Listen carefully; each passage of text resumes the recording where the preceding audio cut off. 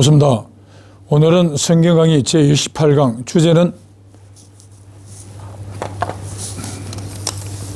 구세주가 사람의 아들이어야 하는 이유는 입니다. 성경에서는 분명히 구세주가 성경의 주인공은 분명히 구세주입니다. 그런데 성경의 주인공 구세주는 어떤 존재가 구세주가 되는 것이냐 하는 게 성경에 등장합니다. 바로 이사야서 43장 10절부터 11절까지입니다. 이렇게 기록하고 있습니다. 나 여호와가 말하노라. 나의 전에 지음을 받은 신이 없었느니라. 나의 후에도 없으리라. 나 곧 나는 여호와라. 나 외에 구원자가 없느니라. 이렇게 하나님께서 직접 구세주로 오신다는 것입니다.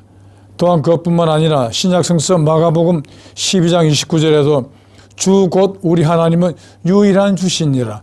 하나님만이 오직 유일하게 구세주가 되신다는 것입니다. 그런데 오늘의 주제는 사람의 아들이어야 한다. 아마 이 점을 두고 좀 의아해 하시는 분들도 있을 것입니다. 그러면 관련 성경 내용을 통해서 구세주는 사람의 아들이지 않으면 안 된다 하는 내용을 입증해 보도록 하겠습니다.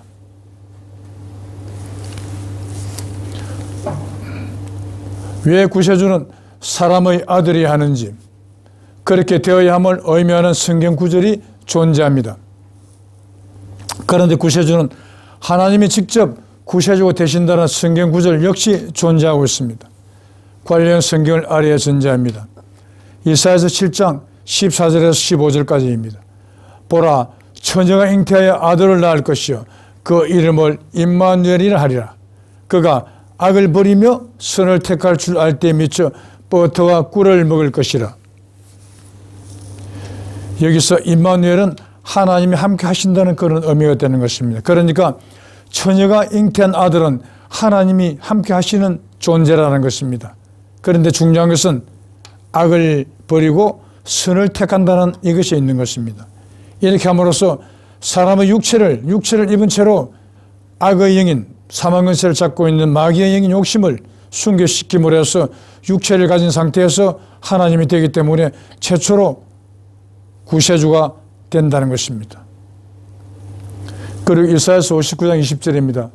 여호와께서 가라사대 구속자가, 이 구속자는 구할구자, 속전낼 속자, 사람자자, 즉 구세주에 대한 다른 호칭이 되는 것입니다. 구속자가 시온에 임하면 야곱 중에 재과를 떠나는 자에게 이 말이라. 그러니까 구세주가 되기 위해서는 그 사람 속에 죄가 하나도 없어야 된다는 것입니다. 그래서 이사야서 59장 20절도 야곱의 후손들 중에서 재과를 떠나는 자가 구속자, 구세주가 된다는 것입니다.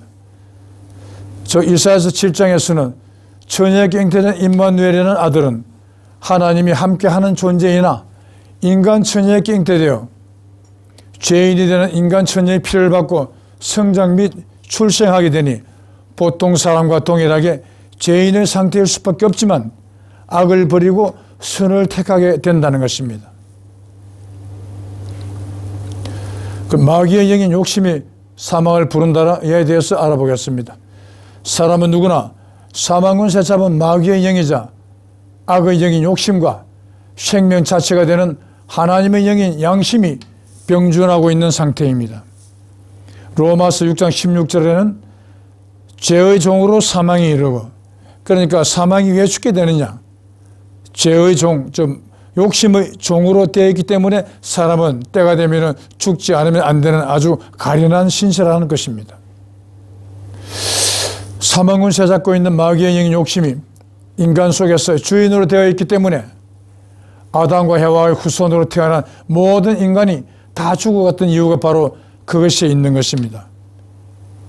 이렇게 된 것은 지나간 주제 하나님과 마귀 간의 두 차례 전쟁이 있었다 해서 그 내용에서 보면 제1차 전쟁에서는 하나님이 마귀의 영에게 패배합니다.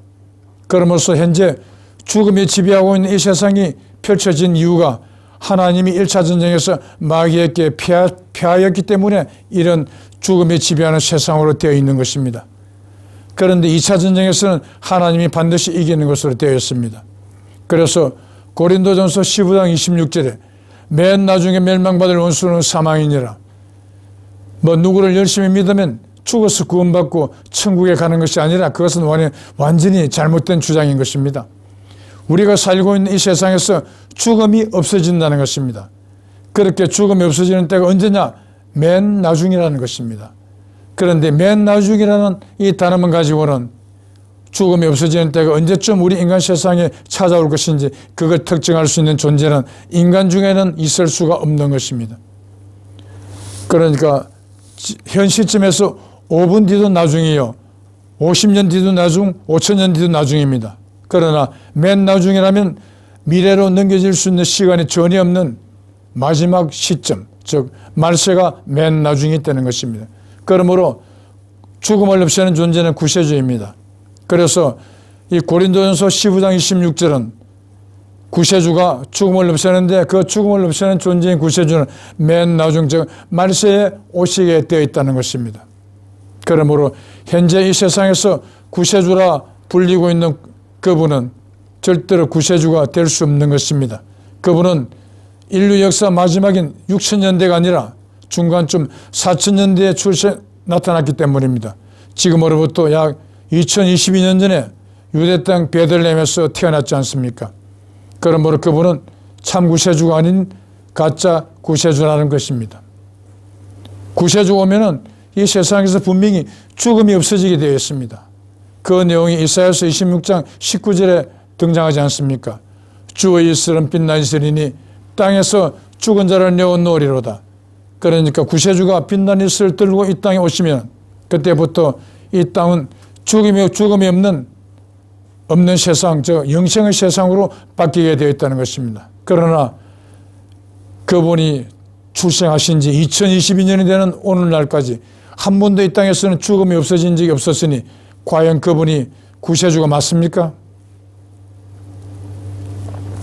그래서 처녀가 낳은 아들인 임마누엘은 사망 권세를 잡고 있는 악의 영인 욕심을 버리고 하나님의 영인 양심을 택함으로써 하나님으로 거듭난 상태가 되어 결국은 천국으로 상징된 젖과 꿀이 흐르는 가나안 땅에 들어가게 된다는 의미를 담고 있는 것입니다. 버터와 꿀을 먹는다고 했죠. 버터는 양젖이나 소젖으로 만들지 않습니까? 그러니까 버터와 꿀을 먹게 된다는 것은 사람이 마귀의 영인 악을 버리고 선을 택함으로써 하늘나라, 즉 하나님으로 거듭나서 구세주가 된다는 것입니다. 이렇게 인류 역사 최초로 악의 영인 욕심을 없앤 순교자가 되었기에 하나님의 영인 양심이 하나님으로 부활하여 구세주 위에 등극하시게 된다는 것입니다. 이사야서 59장 20절의 내용도 마찬가지로 구세주 되시는 구속자는 야곱 중에서 제과를 떠난 자가 된다고 함으로써 이 역시 이사야서 7장의 말씀과 동일한 의미를 담고 있는 것입니다. 그리고 하나님을 보면 죽는 사람과 죽지 않는 사람의 차이에 대해서 알아보겠습니다. 오늘의 주제, 구세주가 사람의 아들이어야 하는 이유에 대한 설명이 되는 내용에 해당되는 성경 구절을 아래에 인용합니다. 출애굽기 33장 20절에서 23절까지입니다. 또 가라사대 너가 내 얼굴을 보지 못하리니 나를 보고 살 자가 없음이니라. 내가 내 영광이 지날 때에 내가 너를 반석 틈에 두고 내가 지나도록 내 손으로 너를 덮었다가, 저 하나님의 얼굴을 보지 못하도록 덮었다가 손을 거두리니 내가 갈 때에 내 등을 볼 것이요 얼굴은 보지 못하리라. 죄인은 하나님의 얼굴을 보면 바로 죽게 된다는 것입니다. 이게 엄청난 내용입니다. 그래서 오늘의 주제하고 바로 직결되는 내용이 바로 이 문장이 되는 것입니다. 창세기 32장 28절에서 30절까지입니다. 그 사람이 가로되 네 이름을 다시는 야곱이라 부를 것이 아니요 이스라엘이라 부를 것이니 이는 너가 하나님과 사람으로 더불어 겨루어 이겼음이니라. 그러므로 야곱이 그곳 이름을 브니엘이 하였으니 그가 이르기를 내가 하나님과 대면하여 보았으나 내 생명이 보존되었다 함이라라. 여기서 그 사람은 바로 하나님입니다. 하나님이 야곱과 씨름을 하게 됩니다. 그 씨름에서 야곱이 하나님을 이기게 됩니다. 그런데 하나님이 인간과 씨름을 해서 질 수는 없지 않겠습니까? 하나님께서 야곱과의 씨름에서 져주신 것입니다. 왜냐? 이긴 자, 저 이스라엘이라는 이름을 선물로 주시기 위해서, 그에 합당한 명분을 주기 위해서 그렇게 하나님께서 져주신 것입니다. 이스라엘은 이스라엘 말이지만은 우리나라 말로 하면은 이긴 자, 승리자라는 그런 뜻이 되는 것입니다. 그런데 씨름을 하게 되면 반드시 상대방의 얼굴을 볼 수밖에 없습니다. 그런데 모세는 하나님의 얼굴을 보면 죽게 되지만 야곱은 하나님의 얼굴을 보고도 죽지 않고 야곱의 생명이 보존되었다, 그런 내용입니다. 그래서 그곳 이름을 버니엘이라는 이름으로 바꾼 것입니다. 이 버니엘은 우리나라 말로 하면 하나님의 얼굴이라는 그런 뜻이 됩니다. 방금 인용된 두 성경 구절에서 출애굽기는 사람이 하나님의 얼굴을 보면 죽는다고 기록되어 있고, 창세기는 야곱이 하나님과 씨름까지 하고도 생명이 보존되었다고 하였습니다. 모세도 야곱도 둘 다 사람입니다. 그런데 모세는 하나님의 얼굴을 보면 죽게 되는데 야곱은 그렇지 않았다는 것입니다. 과연 그 이유가 무엇일까요? 이유를 찾자면 모세는 장자 축복과는 상관이 없는 사람이고 야곱은 아버지 이삭으로부터 장자권을 물려받은 사람이라는 것이 그 이유가 됩니다. 장자권을 물려받은 아들 야곱에게는 아버지 이삭의 몸에 거하시던 하나님의 영을 물려받음으로써 하나님의 영이 함께 하시는 존재가 되었던 것입니다. 그래서 마태복음 22장 32절에는 이런 내용이 등장합니다. 나는 아브라함의 하나님이요 이삭의 하나님이요 야곱의 하나님이로라 하는 것을 읽어보지 못하였느냐. 하나님은 죽은 자의 하나님이 아니요 산 자의 하나님이라. 이 뜻은 하나님께서 아브라함을 당신의 백성으로 선택하시고 그 몸에 좌정하시게 됩니다. 그런데 아브라함이 나이 들어 기르기 시작하여 죽기 직전에 장자 축복을 하게 되는데 장자 축복을 받는 아들 이삭에게 자신의 몸에 거하시던 하나님의 영을 옮겨드리고 그 직후에 아브라함을 죽게 됩니다. 이삭 역시 마찬가지로 야곱에게 하나님의 영을 옮겨드리고 이삭은 죽게 됩니다. 그래서 하나님은 죽은 자의 하나님이 아니요 산 자의 하나님이라는 말이 나오는 것입니다. 죽은 자는 절대 하나님과는 상관이 없습니다. 그래서 이 문장에서도 이 말씀에서도 사람이 누구를 열심히 믿으면 죽어서 구원받고 천국에 들어간다고 하고 주장하는 것이 얼마나 잘못된 엉터리 주장임을 우리가 깨달을 수 있는 것입니다. 또한 아래에 인용되는 성경 베드로전서 3장 6절 9절의 내용과 같이 하나님이 함께 하시는 사람 아브라함에게 주라 부른 것에서 하나님이 함께 하시니 하나님임을 확실하게 증거하고 있는 것입니다. 그래서 야곱은 하나님의 얼굴을 보고도 생명이 보존된 이유가 되는 것이라 판단됩니다. 베드로전서 3장 6절입니다. 이 사라는 아브라함의 부인이죠. 사라가 아브라함을 주라 칭하여 복종한 것 같이 너희가 선을 행하고 두려운 일에도 놀라지 아니하므로 그의 딸이 되었느니라.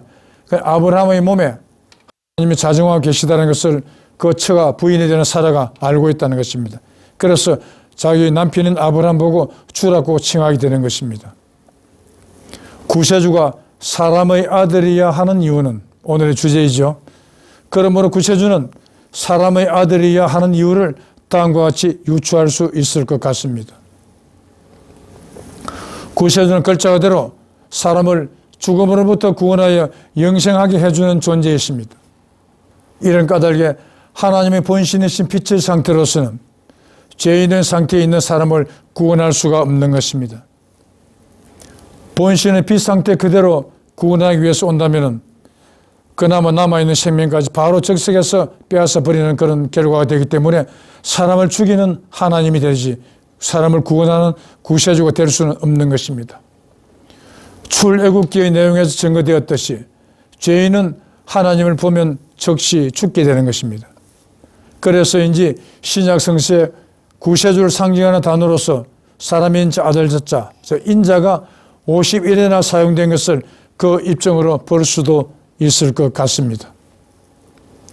요한일서 1장 5절입니다. 곧 하나님은 빛이시라. 그에게는 어둠이 조금도 없으시니라. 그러니까 하나님은 100% 완벽한 빛이라는 것입니다. 조금은 0.001%도 어두움이 없다는 것입니다.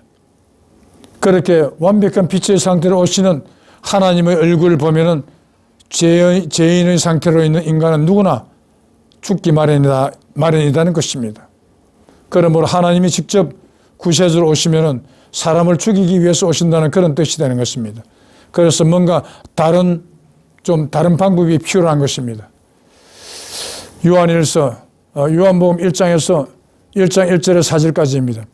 말씀으로 이 세상을 지었으니 말씀은 생명이요 생명은 빛이요 빛은 성령이라.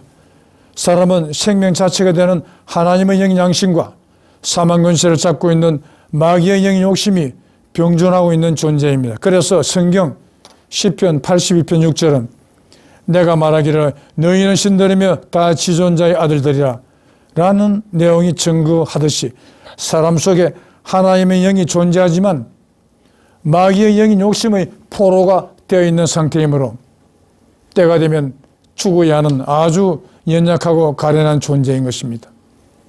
그러므로 성경 이사야서 7장에서 처녀가 낳은 임마누엘이라는 아들이 하나님의 영을 사로잡고 있는 마귀의 영인 욕심을 죽이고 순교시켰기에 하나님의 영의 양심이 부활되어 구세주가 됨으로써 버터와 꿀을 먹을 것이라는 표현으로 젖과 꿀이 흐르는 땅으로 상징되는 천국에 들어가게 됨을 의미한 것이었습니다.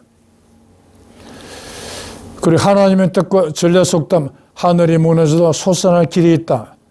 이 전례 속담에 대해서 우리나라 연세기인 개감유력에서는 천붕지딱 솟아람이라는 단어로 표시가 되어 있습니다. 다음에 인용되는 성경 구절의 내용을 보도록 하겠습니다. 이사야서 43장 10절부터 11절입니다. 나 여호와가 말하노라. 나의 전에 지음을 받은 신이 없었느니라. 나의 후에도 없으리라. 나 곧 나는 여호와라. 나 외에 구원자가 없느니라. 이 말씀에는 하나님 외에는 그 누구도 구세주가 될 수 없다고 규정되어 있습니다. 하나님의 특성 중에는 삼위일체가 있습니다. 삼위일체가 성립이 되려면 같은 날 같은 장소에 한몸적 일체로서 존재되어야만 삼위일체라는 명제가 성립이 될 수 있는 것입니다. 분명히 하늘나라인 에덴 동산에는 하나님, 아담, 해와의 세 분만 존재하였기에 이 세 분 외에는 그 누구도 삼위일체 중에 한 위가 절대로 될 수가 없는 것입니다. 그런데 창세기 3장 23절에는 하나님께서 먹지 말라는 선악과를 먹은 불순종의 대가로 아담과 해와는 벌을 받아 에덴 동산에서 쫓겨났다고 기록되어 있습니다. 성경에는 그렇게 기록되어 있으나 삼위일체라는 특성으로 판단해 보건대 논리적으로는 그것이 거짓이라는 결론이 됩니다. 이 부분을 조금은 다르게 해석을 해보자면 성경에는 명시되지 않은 원인으로 인하여 삼위일체 구조가 깨어졌음을 알리고 있다는 해석이 가능하다는 것입니다.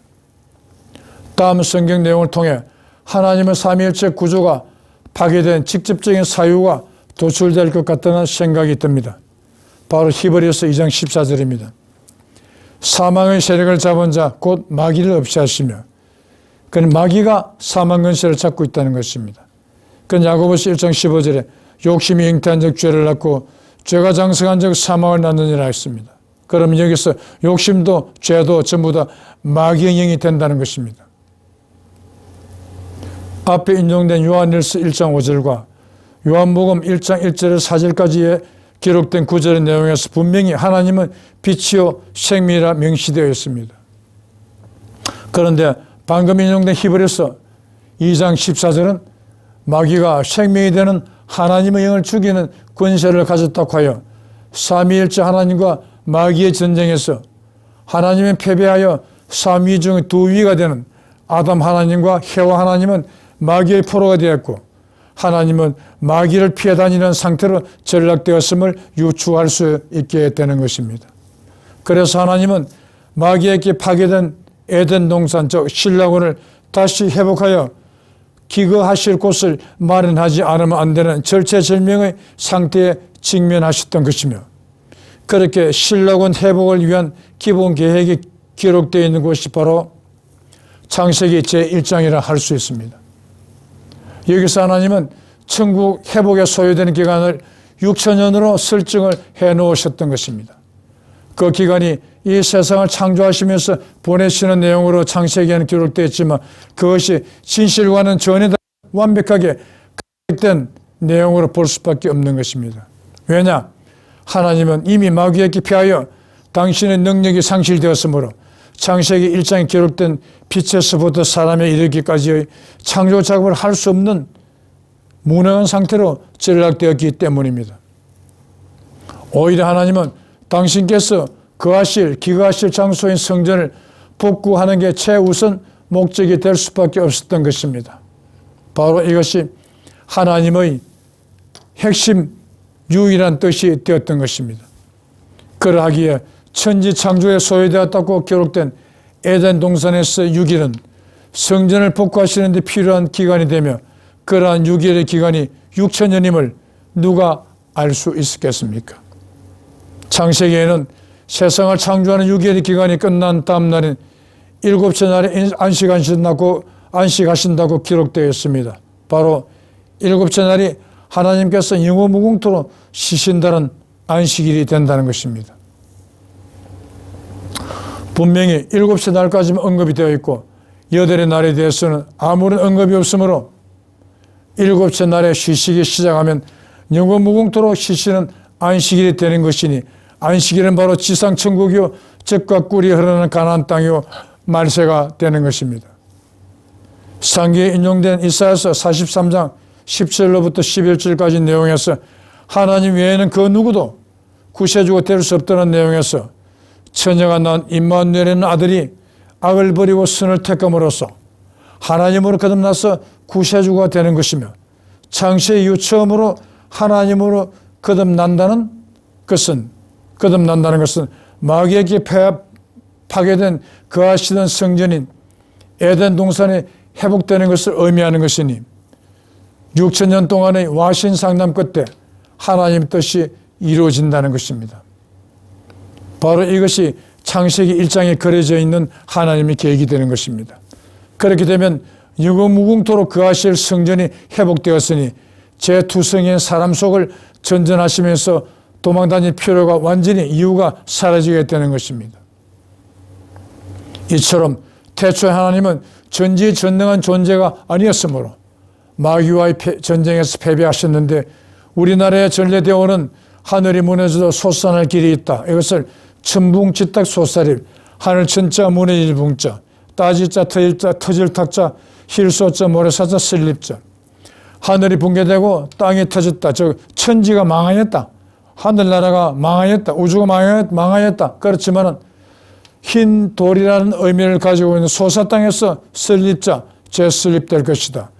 바로 이 천붕지탁 솟아립, 하늘이 무너져 솟아날 길이 있다라는 우리나라 속담 속에 하나님의 핵심 뜻이 숨겨져 있었던 것입니다. 이와 같은 속담이 하나님의 나라가 붕괴되었음을 알리고자 한 것이었으나 천기에 해당되므로 사람들은 절대 알 수가 없었던 것입니다. 마귀와의 전쟁에서 패배하여 삼위 중 아담과 해와는 마귀의 포로가 되었으며, 포로로 되지 않은 한 위인 하나님은 마귀의 추적을 피해 사람 속을 전전하면서 피해 다녔어야 했던 것입니다. 그러므로 마귀에게 붕괴된 에덴 동산을 회복하려면 마귀를 이길 수 있는 힘을 길러야 하는데, 그렇게 힘을 길러 무적 장수를 배출하기까지 걸리는 기간을 창세기에서는 에덴 동산에서의 창조하는 6일간으로 명시되었으나, 인간 세상에서 실질적인 기간은 성경의 베드로서 3장 8절에 기록된 하루가 1000년과 같다는 말씀을 통해 그 기간이 6천년으로 계산된 것입니다. 이사야서 43장, 마가복음 12장 29절의 말씀에서 하나님이 직접 구세주로 오신다고 명시되어 있으니, 하나님이 마귀를 없앨 수 있도록 그 능력을 함양해서 구세주로 오셔야만 이루어질 수 있는 결과라고 생각이 되는 것입니다. 아래에 인용된 성경 말씀을 합니다. 계시록 9장 1절입니다.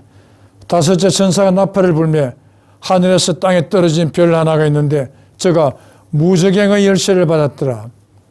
이 무저갱, 없을 무자, 바닥 젖자, 구덩이 갱자. 바닥이 없는 구덩이라는 뜻입니다. 그것은 얼마나 깊은지 사람으로서는 상상조차 할 수 없는 구덩이라는 것입니다. 이 무저갱은 바로 성경책에 기록되어 있으니 지옥을 상징하는 단어가 되는 것입니다.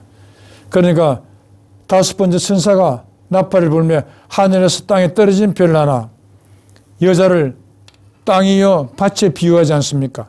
그러니까 이사야서 7장에 기록되어 있는 임마누엘을 잉태한 처녀에게 떨어진 하나님이 바로 땅에 떨어진 별 하나가 되는 것입니다. 그래서 지옥을 관리하는 권세를 가졌다는 것은 하나님께서 구세주께서 사람들을 심판하여 죄인을 심판하여 죄인은 전부 다 지옥으로 던져버리는 그런 권세에 해당되는 됨을 나타내고 있는 것입니다. 이 말씀에서 땅에 떨어진 별 하나는 하나님이 함께 하시는 존재, 즉 임마누엘을 의미한다고 해석되어야 하며, 또한 땅에 떨어진 별 하나에서 땅은 여자를 상징하니 이 요한계시록의 내용은 이사야서 7장 14절에서 15절까지 내용과 직접 상통됨을 알 수 있습니다.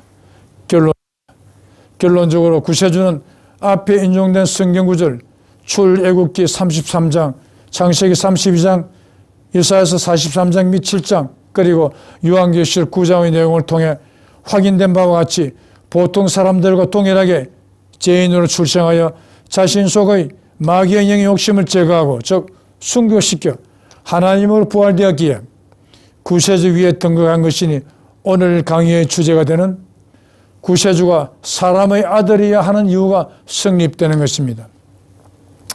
여기서 참고로 신약 성서 중의 인자에서 사람의 아들로 명시된 한 구절을 인용합니다. 누가복음 18장 8절입니다. 그러나 인자가 즉 구세주가 올 때에 세상에서 믿음을 보겠느냐 하시니라. 여기에 언급된 믿음에 대해 에베소서 2장 8절은 믿음으로 말미암아 구원을 얻었나니, 믿음은 하나님이 주신 선물이라는 내용에서 믿음은 영생이라는 의미가 담겨 있습니다. 한간의 종교단 제스는 믿음은 무엇인가를, 누군가를 믿는 마음을 믿음이라고 그렇게 알고 있다고 합니다. 그것은 너무나 비성경적인 잘못된 해석이 되는 것입니다. 에베소서 2장 8절 내용 그대로 받아들이면 됩니다. 믿음은 무엇이냐? 하나님께서 선물 그 자체가 믿음이다. 선물은 반드시 그 선물을 주는 존재가 가지고 있는 것을 주게 되어 있습니다. 하나님은 영생 외에는 가진 것이 없습니다.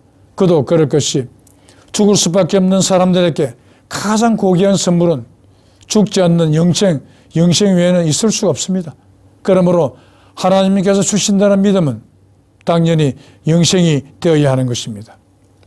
영생이 이루어지려면 죽음이 없어져야 하니 구세주가 와야 하므로 죽음은 고린도전서 15장 26절에서 맨 나중이 되어야 없어진다고 규정되어 있으므로 맨 나중은 말세를 의미하니 구세주는 말세가 되어야 이 세상에 출현하시도록 예정이 되어 있음을 관련 성경은 증거하고 있는 것입니다. 그러니까 구세주는 사람의 몸을 입은 죄인의 상태에서 사망의세를 잡고 있는 마귀의 영인 욕심을 순교시킴으로써 육체를 입은 상태에서 하나님으로 거듭난 존재가 바로 구세주로 오게 되는 것입니다. 그런데 하나님 본신은 빛의 상태 그대로 죄인인 사람은 전부 다 죽을 수밖에 없기 때문에 그렇게 오는 하나님은 절대로 한 명도 구원할 수가 없습니다. 그러므로 구세주는 사람의 아들이야 하는 이유가 바로 그것이 있는 것입니다. 다음 강의는 제 강의입니다. 제 1강에서 10강까지는 그때 강의할 때 화면 내용 상태가 좋지 않아서 다시 제 강의를 해드릴 계획으로 했습니다. 다음 강의는 제 1강으로서 주제는 안식일은 언제인가입니다. 역시 많은 성원 부탁드리겠습니다. 끝까지 시청해 주셔서 정말 감사합니다.